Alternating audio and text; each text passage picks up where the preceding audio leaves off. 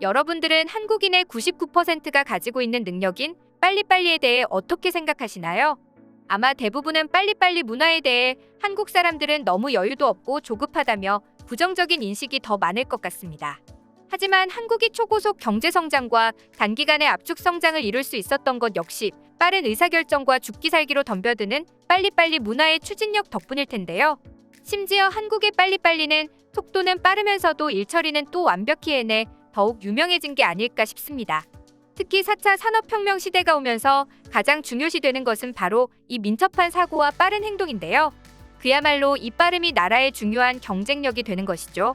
그 결과 한국은 글로벌 컨텐츠 강국이 되었습니다.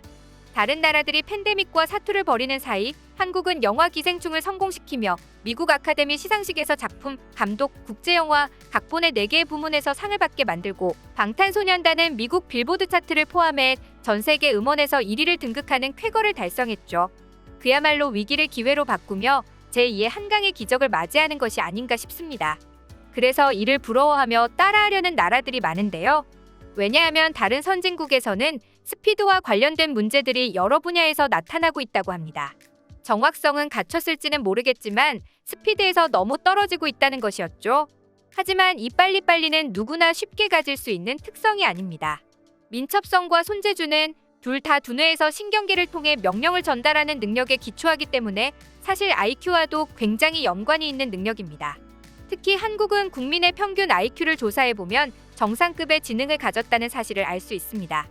세계 185개국 국민을 대상으로 비교 분석한 결과 우리나라 국민의 평균 지능지수는 106으로 홍콩에 이어 세계 2위를 차지하고 있는 것으로 조사됐습니다. 그리고 똑똑하다고 알려진 이스라엘 국민의 평균 IQ는 94로 세계 45위를 차지하고 있었죠. 지식 기반의 4차 산업혁명 시대를 맞이해 우리 국민이 높은 지능지수를 가지고 있다는 점은 분명히 우리가 가진 중요한 강점입니다. 지능지수는 타고나는 것이기 때문에 같은 노력을 기울이더라도 우리의 성공 가능성은 다른 나라보다 높을 수밖에 없을 것이라는 것이죠. 그렇다면 한국은 왜 이렇게 IQ가 높을 수 있었을까요?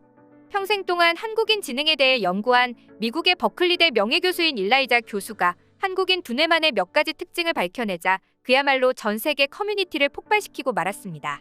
그는 대학 수업에서 실리콘밸리 마운틴뷰에 있는 구글 본사에만도 한국계 직원이 500여 명이 있는 것으로 알려졌다. 한 빅테크 직원은 한국계가 늘어나면서 회사에서도 채용 시 한국계 비중을 고려한다며 한국인들이 워낙 똑똑해서 안 뽑을 수가 없다는 이야기를 들었다. 특히 한국은 중국이나 일본처럼 누구 하나 특출난 사람이 있는 것이 아니라 국민 전반적인 수준이 높다.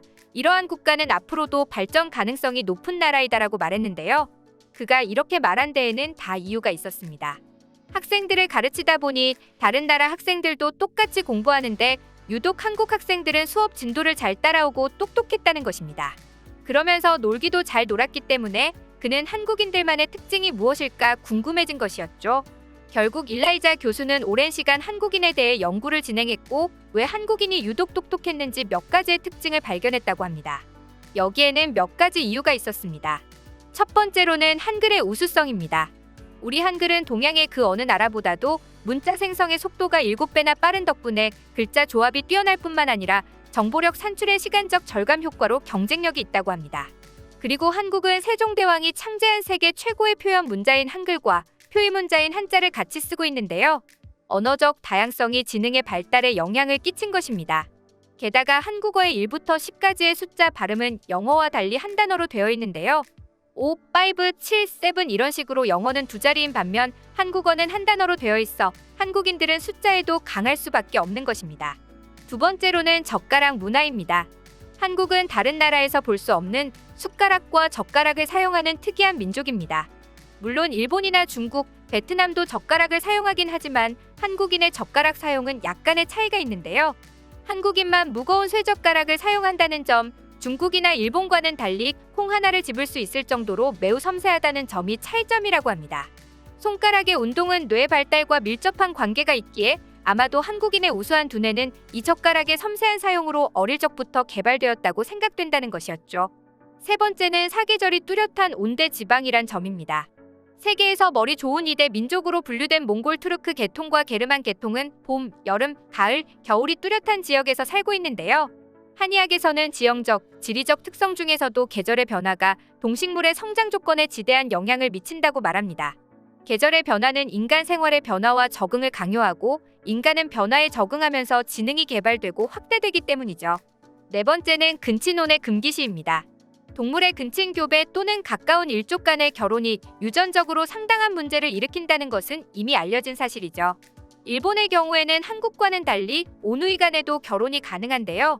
사촌 간의 결혼을 법으로 금지한 나라는 한국, 중국, 베트남 및 미국의 절반 정도라고 합니다. 근친혼이 금기시되는 한국 사람이 인종적으로 우수할 수밖에 없는 것은 너무도 당연한 결과가 아닐까 싶습니다.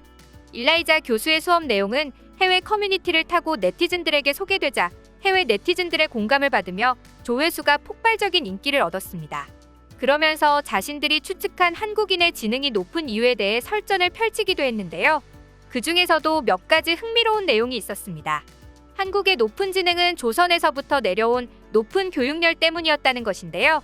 조선의 인문학은 최고 수준이었다. 서당에 처음 가면 천자문부터 배운다. 이어 소학 같은 윤리서와 역사서를 배우고 사서, 삼경, 주역까지 배우는 인문학적 교육 시스템을 가진 나라가 어디 있었나. 병인양요 때 강화도를 습격한 프랑스 군인들이 허름한 민가에도 집집마다 책이 있는 것을 보고 열등감을 괜히 느꼈겠는가. 한국인은 교육에 미친 나라다. 부처나 예수가 와도 교육열을 잠재울 수 없다. 그래서 세계에서 가장 문맹률이 낮은 나라가 됐고 산업화와 민주화에 활용할 인재들이 나왔다. 세계 최고 수준의 한국인 IQ는 그런 교육열의 효과라고 볼 수 있다. 무기의 열정에다가 브레인까지 더해졌다. 그러니 2011년 한국에 와본 워렌 버핏이 한국은 성공할 수밖에 없는 나라라고 한 것이다.